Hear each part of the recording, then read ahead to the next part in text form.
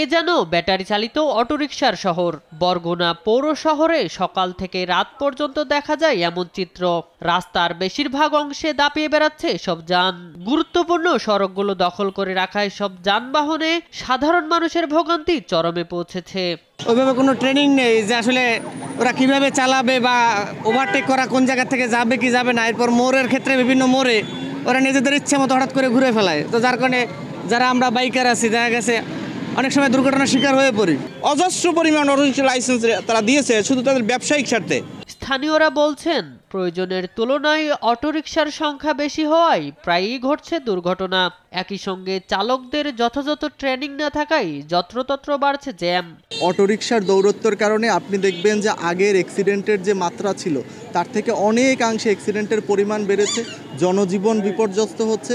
ওরা চালায় খুব স্পিডে, মানে অন্য ইসের গাড়ি মেশিনের গাড়িগুলোও ওরা ওভারটেক করে। এবারের 2 ভাগ গাড়ির লাইসেন্স নাই, 1 ভাগ গাড়ির লাইসেন্স আছে। অনেক ড্রাইভার আছে যাগো কোনো দক্ষতাই নাই, গাড়ি চালায় কিভাবে নিয়ম কানুন জানে না। এদিকে জনভোগান্তি নিরসনে কার্যকর পদক্ষেপ গ্রহণের আশ্বাস পৌর প্রশাসকের। পৌরসভার পক্ষ থেকে সেখানে আমাদের যে রোড ডিভাইডার করে দেওয়া হয়েছে এবং আগামী অর্থ বছরে আমরা স্থায়ীভাবে ডিভাইডার করে দেওয়ার একটা পরিকল্পনা হাতে নিচ্ছি।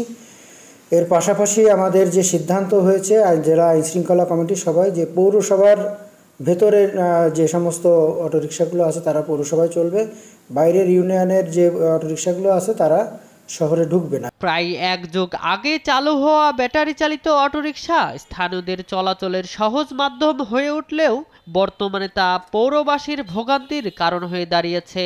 এই অবস্থায় দুর্ভোগ লাঘবে দ্রুত পদক্ষেপ নেবে কর্তৃপক্ষ, এমনটাই প্রত্যাশা শহরবাসীর।